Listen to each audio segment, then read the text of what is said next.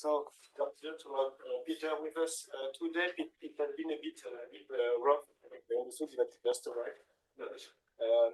So it's willing to present to us his work on quasiparticle recombination in microwave resonators, which is a pretty close subject to the one of Florence, that I don't see anymore. Okay, which is very good. And the floor is yours. Thank you. Thank you for the introduction, and thank you for the invitation to be here. I just arrived. My daughter had her end of primary school musical last night, so that was obviously higher priority than whatever interesting talks were there yesterday. So I hope I already winded down enough from the travel to actually make sense in the talk. Otherwise, please interrupt me if I skip over things too abruptly. So we will be discussing indeed quasi-particle dynamics in superconducting resonators. Bit of an overview. So we will first go over resonators, as far as Florent didn't cover that yet, as I understood, but we'll see. Then we go to equilibrium quasi-particle fluctuations, then to how we interpret recombination dynamics in a disordered superconductor, in this case beta phase tantalum. Then, since we are actually interested in detection of light, essentially in our institute, we are also looking into non-equilibrium processes, such as the absorption of like 1 to 3 electron volt photons, visible photons. And obviously, since we apply a readout current, we are also interested in what the effect of the microwave readout essentially is. Then, because of the recent work on the dissipation and the relation between the dissipation and the inductance in disordered superconductors, we have also tried to connect it a little bit to these observations, although that is somewhat preliminary in the sense that we cannot be really conclusive about that yet. These things are most likely completely known to you. We want to have high kinetic inductance circuits, either for quantum computational business, like doing qubits with very high kinetic inductance nonlinear elements instead of the regular Josephson junctions, where the nonlinearity becomes bigger if we apply a higher kinetic inductance, which in this case also means a superconductor with higher disorder. For the kinetic inductance detectors, we see essentially that if you put disordered superconductors in there, you get more response. Your inductance is higher. You get a higher pulse response, for example, when you absorb a high enough energy photon. And on the other hand, we also want to absorb our radiation into this metal here. Supposed to have a laser pointer. Before I blind them, I'll show here. So we want to absorb our radiation here into this superconductor.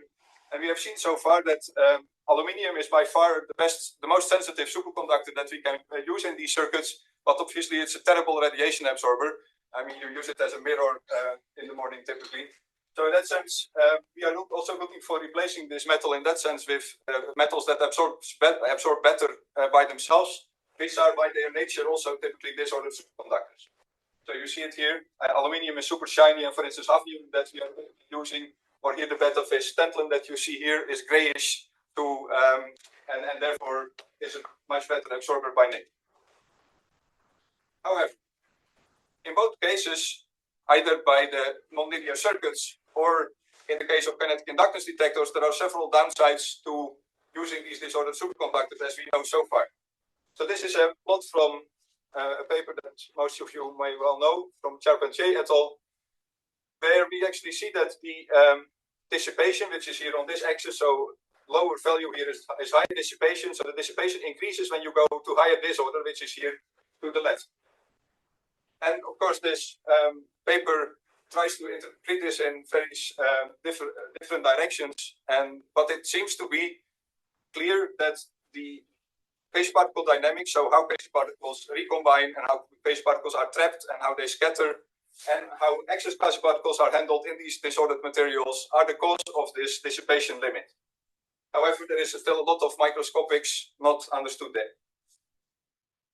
For the microkinetic inductance detectors, we have a sensitivity metric that I will come back to in a second, which is the resolving power, which is how well we can tell two colors apart in a spectrum.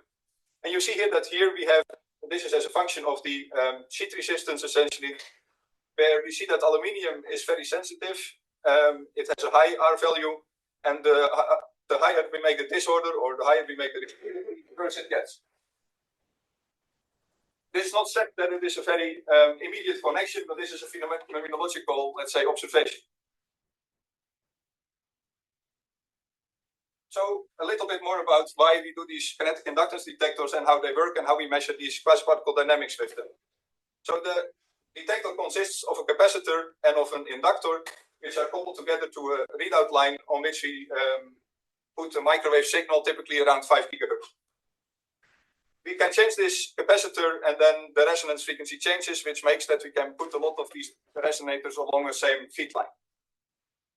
We separate here the two materials. So the inductor is the sensitive part here, which we make typically of a low TC superconductor, and the capacitor here is made of niobium nitride, which is a high TC superconductor, and therefore we don't care about that for the radiation response essentially.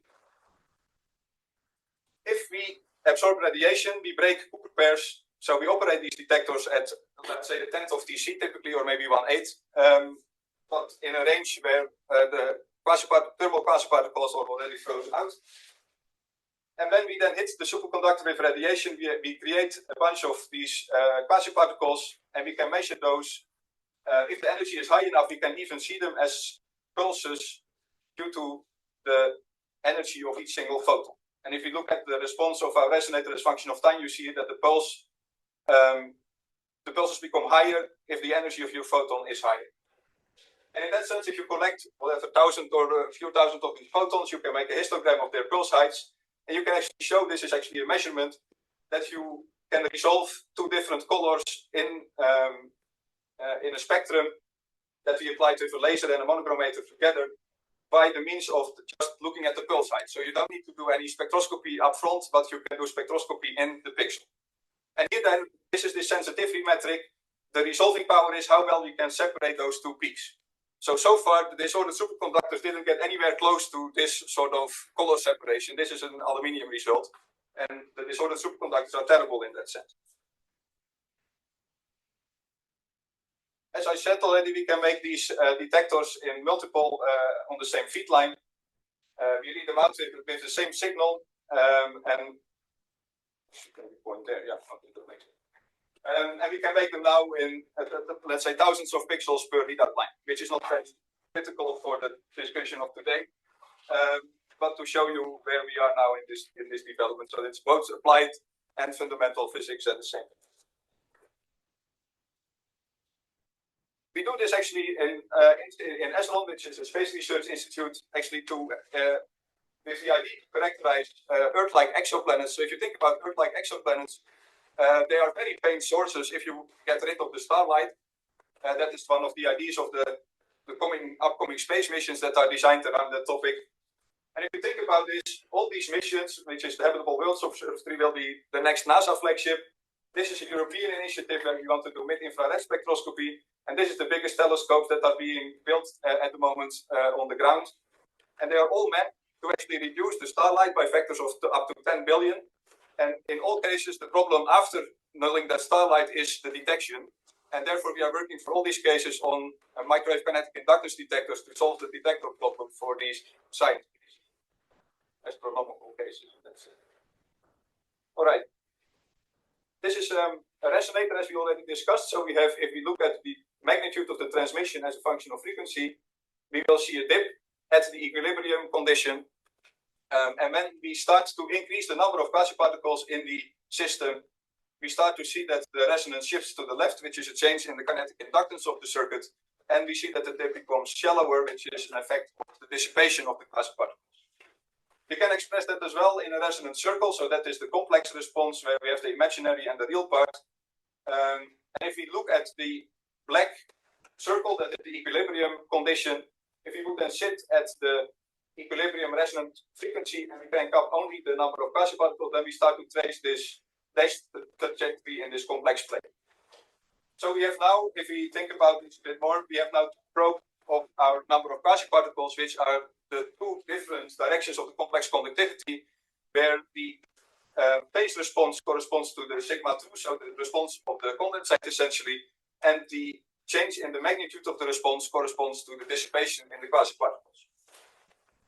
Now we can read this out in two different ways. So as I said, we can do an equilibrium measurement or something that is close to equilibrium, like steady state.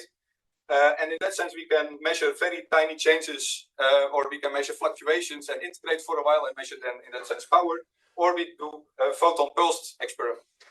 And in the context of the physical interpretation, this is important. So we can both apply a sort of semi-equilibrium measurement, or we can do strong non-equilibrium with these high energetic photon pulses. So we will discuss today about the mechanisms with which these quasiparticles scatter and recombine.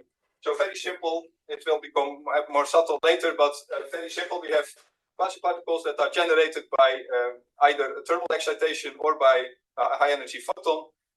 When they are somewhere here, they can scatter, so they can gain energy by absorbing a phonon, or they can lose energy by actually emitting that phonon. They can also recombine, and in classical, let's say, clean superconductors, this happens by a process where two quasiparticles recombine back to a Cooper pair, and they emit a phonon which has an energy together of more than 2 delta.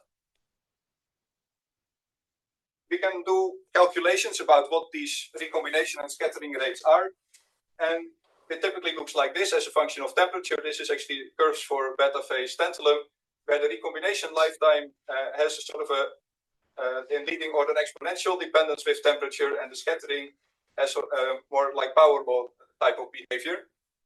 And we should separate here that disordered superconductors and clean superconductors require different theories because they are in completely different limits of both the mean free path, the phonon mean free path, and the electron-phonon interaction itself, which also has a characteristic scaling.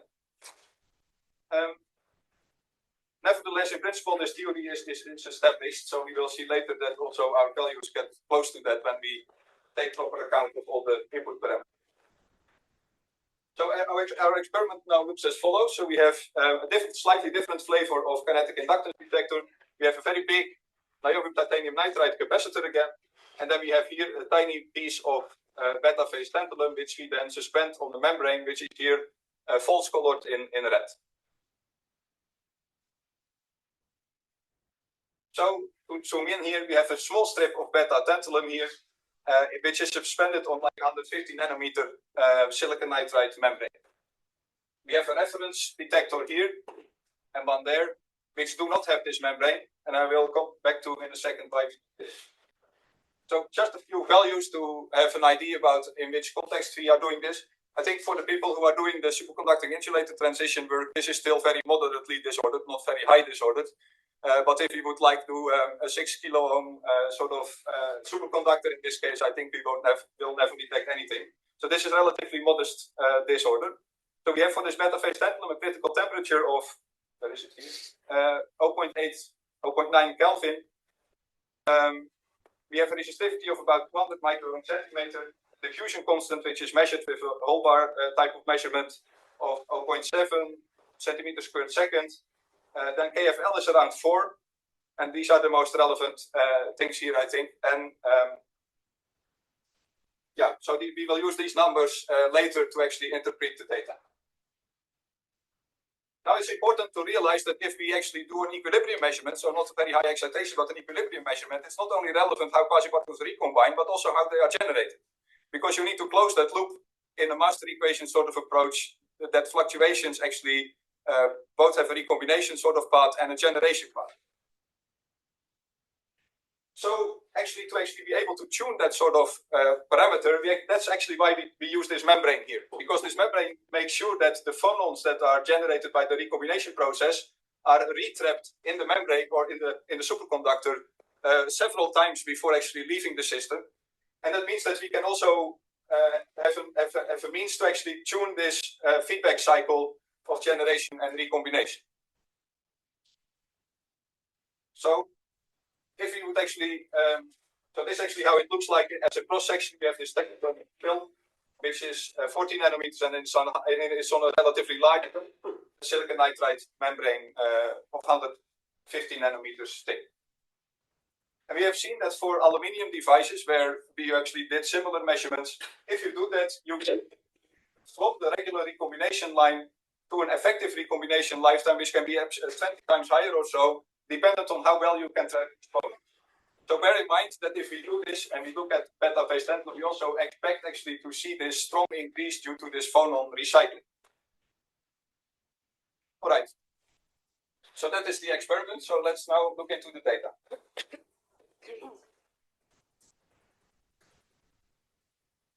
What we measure are fluctuation spectra, and in this case, these are phase spectra, so kinetic inductance fluctuations essentially. And here you see the power spectral density of these fluctuations, where we plot a lot of spectra as a function of temperature. So all these spectra typically show a Lorentzian type of shape with a relatively flat level and a decay that is a single exponential.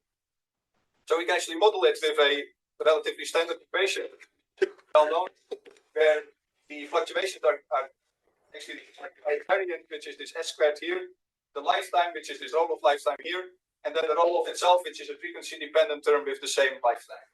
So we can now actually extract both this lifetime here, and since we know the lifetime, then in the top part of the equation, we can also extract separately the variance itself. So that's what we do. Let's first look at how this looks like for the variance itself. So we actually measured, we extracted these lifetimes, then we extracted this variance, and then both for the cases of the membrane and the substrate, the measurement does something similar. And we see here that if we then, I put a lot of derivation not into here, but we can actually relate that to the number of quasiparticles that is in our system, or to the quasiparticle density, which is here on the right axis. And the thermal quasiparticle density that you just expect from PCS is the black line here. So here we see that the variance here gives rise to concluding that we measure fluctuations of the thermal density of quasiparticles. Okay. Let's now look to the lifetime then. So we know already from the bottom graph that we are actually measuring really quasiparticle fluctuation. So quasiparticles come and go. So we would expect in principle, if the conventional picture applies, that happens with the recombination lifetime. And so if we look to the curve here, we see that it doesn't follow at all the recombination lifetime, but goes very closely to the scattering lifetime. And both for phonon trapping and no phonon trapping, it's exactly the same. So these are a couple of striking observations. So this is actually something that we expect, because why would it be not a thermal density of quasiparticles if we do a temperature range like this? But here we have two observations that are really different from what we expect. So we don't see the recombination lifetime, but the scattering lifetime. And phonon trapping doesn't do anything at all, where we would expect actually with the geometries that we have a factor of 20 or so change in the effective recombination lifetime, normally speaking. And which is also important and also different from like in aluminium, is that this lifetime and the number of quasiparticles are not connected anymore. So normally for a PCS superconductor with just simple clean recombination dynamics, the recombination lifetime is exactly inversely proportional to the number of quasiparticles that you have. And this relation is clearly not valid here anymore.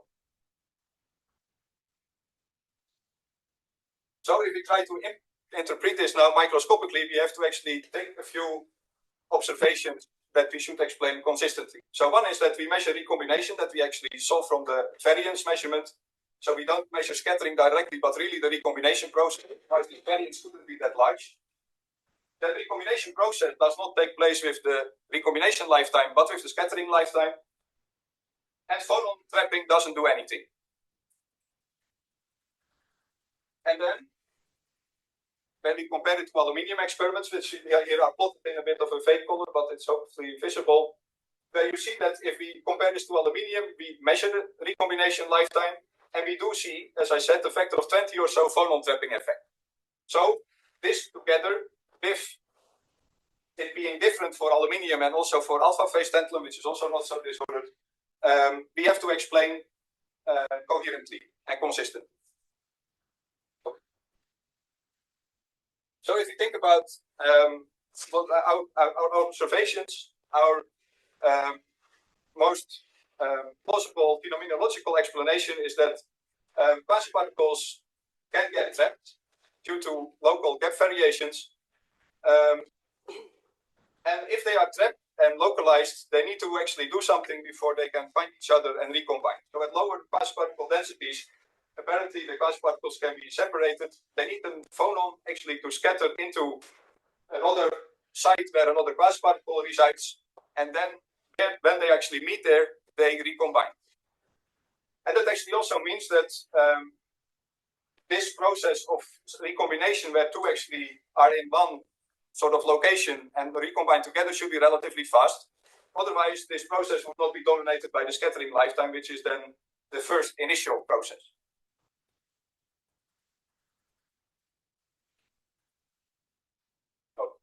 I forgot one thing. What is important here is that the emission of the phonon is now happening because we are actually lower than the average gap energy, is happening with an energy lower than 2 delta. So that also explains why that phonon that is emitted here and which gets regenerated by the phonon trapping in our membrane doesn't do the normal pair breaking procedure because it doesn't have enough energy. So that was the other observable that we had to consistently explain. Okay, now we can actually, this is a bit, I will don't go into all the detail. We can actually think about a phase diagram where we plot what the recombination dynamic should be as a function of disorder. So this is a particular parameterization of disorder, where we actually plotted the measurements that have been done since in literature also for aluminium, which is then in a range with relatively low disorder of alpha phase tantalum, where it crosses over from higher to lower with higher and lower disorder. No, sorry, with higher and lower temperature, it gets into a regime where disorder effects become more important. Then we have the green one, which is titanium nitride, which is also relatively disordered, and this is then the beta phase tantalum that we have actually in the measurements that I just showed. And you see here that those can be divided by this line here, where in principle the gray area will govern free quasiparticle recombination in the conventional sense as described by Kaplan, and then below that line you're actually seeing effects of trapping where the recombination becomes limited by the scattering lifetime. Of course, we can have a whole debate about different length scales and things like this, but I will now go to the more phenomenological things that we still have left. So just to show you here that these are the nitride results that are already very old. We were always puzzled by what the quasiparticle lifetimes did there, but if you put the proper theory against it, where you actually use the proper scattering lifetime here, you can actually see that you can explain all these different measurements of quasiparticle lifetimes, also in titanium nitride, where they varied the disorder by changing the film thickness in an ALD process. So it happens more often actually that you see this than just for the tantalum that I showed throughout.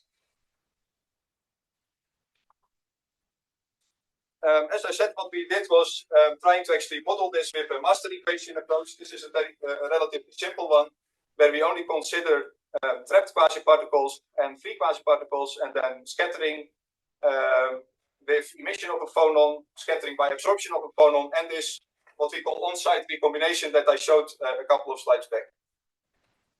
And if you do this, derive this or work this out with a master equation, and it then has, of course, a feedback term of the generation. It's also it's a balanced equation in that sense. We can show that we can actually indeed explain this variance here that we actually measured. It's the dashed dotted line here that is new, and we can show here that indeed we mostly measure the scattering lifetime if we actually look into the characteristic lifetime of this equation. And I said you mind the generation term. It turned out to be that is one of the complicated things, that if you want to model a pulse decay, you can typically forget about the generation term, but here it is sort of complicated to figure out what the generation term should be, also with these lower energy phonons that are generated by the recombination process. Okay, this was about the quasiparticle dynamics in the sense of generation, recombination, and scattering. Now a few words about the connections to the complex conductivity, and therefore also a bit to the plot that we showed in the beginning of what is limiting this dissipation in these type of superconductors. So what you see here is a particular representation of the resonant frequency of the resonator as a function of reduced temperature. And what you would normally expect from a regular Matters-Bodine type of equation is that this thing goes as the dash dotted line here. So it goes very rapidly down with reduced temperature. If you then use a Upsadal equation with a non-conductivity where you actually have a broadening parameter, then still it goes down very quickly with temperature. So it doesn't change very much, only gap changes a bit, it goes down at a slightly different temperature. However, what we see is more like a power law, and that was also actually analyzed here in this particular paper. Only we see actually here a power law with an exponent of 3.5 instead of 1.6 that they measured mostly there. If this would actually be a two-level system, because you may know that two-level system, the dielectric two-level systems can also change this curve a lot, that would actually be completely different. Then it would go down much quicker, namely before this point even. So going almost vertically down here. So we believe that this is really due to the superconductor. This power law behavior also has to do with the disorder in the superconductor. What we will see later is that this crossing point is actually very much like the point where we cross over from recombination to scattering in the previous graphs. Also the losses, so the internal quality factor saturates in these devices to a level of a few 100,000. And it's a bit tricky actually to interpret this as quasi-particle losses, because we don't, well, if you measure the limit, it's always difficult to actually measure or to actually pinpoint what that limit is caused by. But we see that actually the point where this starts to deviate is very similar to the point where this one starts to deviate. Okay, now still another measurement, because it's just going to be a very rich data set, as you can already imagine. And this is also only more confusing, so that's not actually because we understand it very well, and I try to spoil you with a lot of conclusions, but just because we also don't understand everything here. What we did is doing photon pulse measurements with different lasers. So these are actually collections of where we do, let's say, 1,000 of single photon measurements, and then we average the pulse to actually probe deep down into the decay of the pulse. What you see here is that you get a pulse with beta phase tangent, which has a particular height, and then a decay, and then a tail. And if you think about how this actually should look like, if we do the Rooij-Taylor type of equations, there are actually two regimes possible. Oh no, wait a second, I will just go one step back. So the tail lifetime that we see here is actually very similar to the lifetime that we measured from the fluctuation measurement. So it's very likely the scattering lifetime that we also see in the tail of the pulse. So if we try to interpret this with a model, there is almost no way around that you have two regimes, where in one regime you have a lot of quasi-particles present and you measure sort of a small delta on top of that number of quasi-particles, and that gives you a curve like this, where you have a predominantly exponential behavior and over the whole pulse with a single lifetime essentially. Or you have a regime where the number of quasi-particles is low compared to the excitation you apply, and then you get this 1/T type of behavior because of the n-squared term in your Rooij-Taylor equation, which gives you a fast decay, but where the tails should fall on top of each other, because they go back to the same quasi-particle density where the lifetime becomes exponential. Both things don't happen here. So here the striking thing is that the whole pulse scales with the photon energy, and the tail doesn't converge onto each other. And also we don't see a single exponential lifetime like here, but two exponentials essentially, or something that is whatever exponential, well, close to exponential, and then this tail.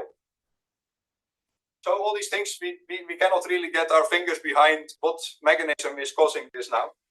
The only other observation that we have is actually that the pulse height is very clearly that we are generating quasi-particles. I mean, we can just quantitatively explain the pulse height exactly by quasi-particles. So we know that at the top of the pulse, we have generated the number of quasi-particles, or the photon energy divided by the gap energy and the number of quasi-particles. Okay. Now to connect it to the complex conductivity problem, we see actually that if you measure the pulse in phase, that is the solid line here, it gives you a completely different response than when you measure it in amplitude, and that is the dissipation quadrature. So we see that our pulse response has this tail that we attributed to the scattering lifetime in phase, but in amplitude it goes down very quickly. So the dissipation direction has a much shorter pulse. This we also don't understand. The only thing that we can actually say here is that the point where we cross over from this very steep behavior that actually continues in the amplitude to this sort of more scattering lifetime limited tail is actually at this point in number of quasiparticles where also the average frequency response and the average quality factor start to do different things than we expect. So we can phenomenologically connect all these observations, but still it is a bit of a mystery what causes those. And we think that it could very well be related to this, this figure. But in essence, the message is, I think, that for all these materials here, we would have to do an exercise like we did in this whole presentation to actually get our fingers behind what sort of quasi-particle dynamics now is related to the problem of this higher dissipation than expected. Skip over this one. Then this is the last bit, if the chairman is still happy. Okay. Yeah, well, I woke up at 5:30, so I think I'm the most hungry person in the most life. What we want to do is actually indeed, although I don't have money for it at the moment, but in principle, if you want to actually get a bigger or consistent picture of the recombination dynamics and the conductivity together, we need to explore this for many more material systems with different ranges of disorder. We of course need theory, because the problem we encounter here all the time is that we measure a global sort of parameter. We measure the microwave conductivity, of course, of that whole volume, whereas we're actually looking at local processes with local gap variations. We need more experiments as well, and I think one of the things that actually, I know it's a difficult experiment, but if anyone can do it, I think it would still be fun, is actually if you have an STM sort of measurement, what people typically do is, of course, measuring densities of states and all these type of things. But what you can also do is inject quasiparticles at a fixed energy, or at a varying energy, I mean, in your superconductor. And then it would be ideal to actually have this microwave resonator also hooked up so that you can measure the global microwave response while applying a local excitation in your superconductor at varying positions with different energy gaps. I mean, not saying that this is trivial. I know what the technical challenges are, but I think this would be a way to actually get this loop between local and global closed. Of course, we are asking also ourselves the question, what is the ideal MKIT material? And this is a very difficult one. I think we want to actually go a bit lower disorder even than we have now, because it is now, at the moment, really limiting our sensitivity. This is my summary. So we have seen that we measure the recombination dynamics in beta phase tantalum, which is a wildly disordered superconductor. We have seen effects of disorder that we attribute to local variations, which induce a two-step sort of recombination process where we first have scattering and then recombination, which explain the four observations that we wanted to explain consistently based on our experiment. And then we have a bunch of unexplained things, which is the non-equilibrium physics of this device and the complex conductivity connection of these quasi-particle dynamics. And to end, just imagine that the question, are we alone in the universe, which is of course the question of all these big missions, is actually going to be answered by a strong non-equilibrium excitation in a disordered superconductor. Thank you for your attention.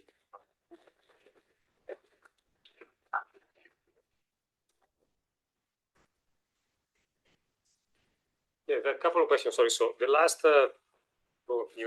back to the last slide. So you have this, you said you have this unexplained or still, not fully understood measurement. This is still with the beta tantalum. It's in the same material. Yes. And these are all low power measurement, or do you explore also like power dependence? The power of what? Readout power, I mean. Yeah, that was one of the backup slides I had. The ghost measurements are at one readout power where we try to have it limited low enough that we don't see a partial readout power anymore. So this is maybe a bit quick, but this is actually the same, the fluctuation measurements as a function of readout power. And you clearly see here that if we go to too high readout power, we get numbers of quasi-particles that are limited at some point by the readout power. But we go to a regime where we can still measure them, but where we see that we are very close to the thermal line here. And here for the last few power points, it saturates. So we believe that we don't have effects of the of the readout power there anymore. It's minus 28, but this is counting dissipators on the line, attenuators, and everything, right? This is the readout power at the position of the resonator. So we would have to convert that to internal power by the Q factor, which is then a factor 10,000 or so. I think the number of photons in at the measurement conditions that we use, the number of microwave photons in the resonator is about 10,000. So that's relatively high for quantum sort of perspectives.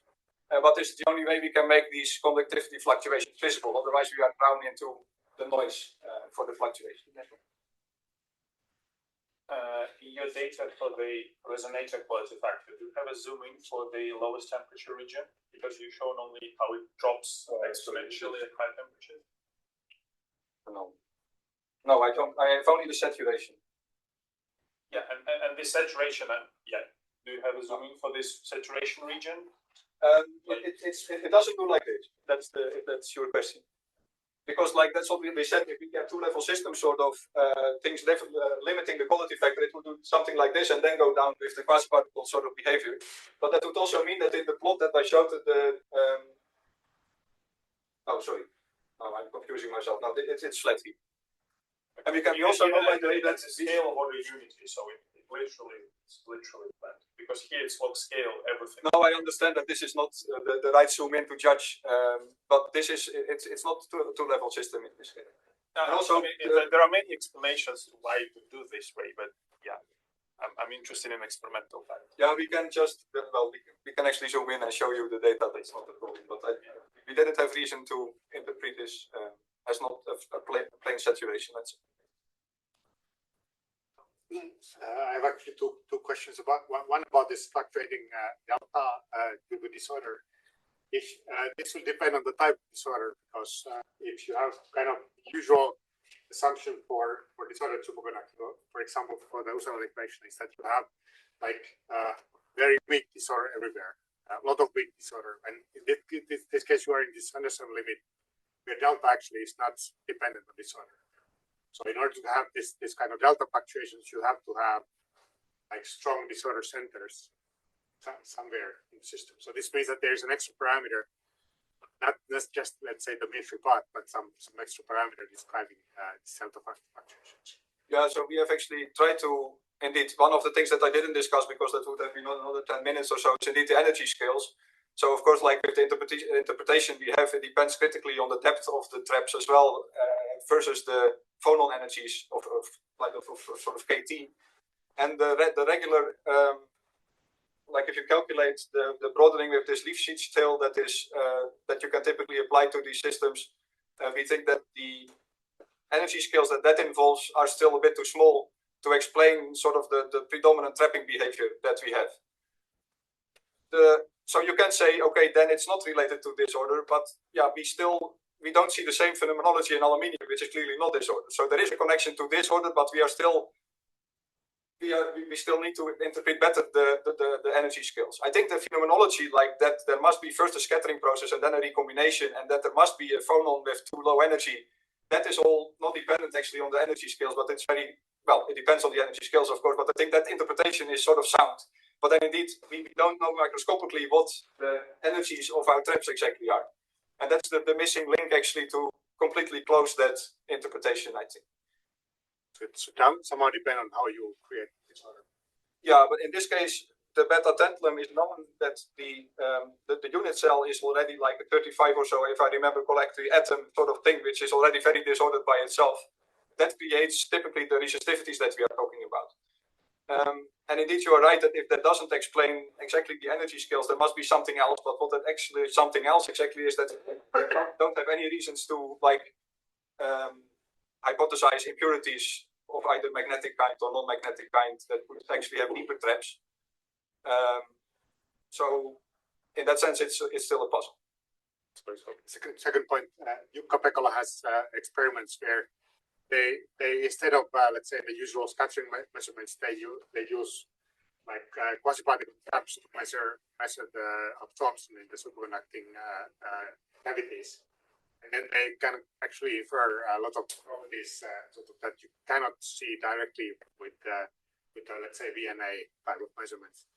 Now, you mentioned this at the end, this possibility of using STM to inject power, to inject quasiparticles. Maybe you could actually reverse this Pekola's trap is that you could actually put power into that and then feed it into the resonator. Yeah, in this case, I think you still. Well, okay, I would have to look up how this experiment exactly looks like. But if it is sort of is it like that they have a trap in a particular position, or throughout? They have in a particular position, yeah. So they couple let's say copper island, which is then coupled with NIS contacts with aluminum. Yeah, but then the thing is that you then inject again locally at a particular point in your system, where actually the sort of beauty of the microwave measurement is that you measure the global property of the material without. So of course people use, for instance, also quasiparticle traps for quantum experiments. STM would do that the same. No, well, you do it in a particular position, but that is not an engineered superconductor trap. But then you know what the gap landscape looks like underneath your superconductor. But I see what you mean. Francesca, I had a question about the temperature dependence of the dissipation relaxation times. Do you have an idea? Does it follow also the scattering times? So here you showed it's much faster. But how does it depend on temperature? Very weakly, I think. So this is the problem here is that the steep sort of decay here is about 7 microseconds, which is sort of the limit that you can measure. We can measure down to 4 microseconds or so with the resonator. So we cannot really measure a very broad temperature dependence in that sense. But I think it's mostly flat for the temperatures that we can measure. So what you also see, by the way, in that sense is that if we raise the temperature to closer to or to more than like 200 millikelvin, also for the phase direction, this tail goes away, and then both of them decay with the same sort of short time. But that short time stays relatively, it decreases a little bit with temperature, but not a lot. Second question. So in one of the last slides where you showed the comparison between membrane and non-membrane, actually you can see a little difference, and the membrane is actually faster than the substrate. Yeah, I don't know whether we how significant that's going to be, but do I go in the right direction? I don't know. Maybe, yeah. Where did I show it? Oh, yeah, that one's fine. Ah, yeah, that's right. Yeah, I think it is a combination of. Even a theory, like. No, that's right. Yeah. But yeah, I was expecting the other way around. No, sorry. I don't know that by heart. Actually, that's. Okay. By the way, all this work, or like 90% of this work, is all and not completely the context, but really the details of this is Steven Rooij's thesis work. So if you have more detailed questions, well, you know it, but more questions about the details, then please also go to him. But I also don't know this by heart. So. Yeah, no, that's. I think I looked at enough detail in the thesis that I can. You're right. I mean, we got a lot of questions. Higher, and it's now lower. So. Yeah, that's. Yeah, I see that someone in the back tried to ask a question for a lot of time. I think we'll be the last one, and then Pieter will be here today. Yeah, just it's very quick follow-up to what we were discussing also with Tero. So if I understood correctly, you were saying that, you would not, beta tantalum essentially, you would expect to behave very similarly to aluminum, but you don't see this. Is that a correct statement? No, it is quite a bit more disordered. No, I understand that, but in the sense of this energy scale, you were saying, because the beta tantalum is a low TC also, right? Yeah. And the broadenings are also probably not very big. Yeah, that's what I'm not sure. Yeah, if you do the same calculation for aluminum, that's orders of magnitude still. But for beta phase tantalum, it's like 10 to the minus 4 of the gap, what you expect for this energy tail, and that is too low. Yeah, so it's the same in like regular aluminum. Like I say, you would not expect to. You would expect it, from theory, let's say, or from estimate, that it should behave like regular aluminum. But of course, the experiment tells you a different story. But you don't know where this disorder essentially, or this energy scale for trapping comes from. Yes. But from theory, the trapping energy scale of beta phase tantalum is still way higher than aluminum, of course, because that is way more disordered. So it is higher, but it's not. Still not enough. No, still not enough. Sorry, we stop the question there. I think that everyone is hungry. So it's like, thank you, Pieter, again.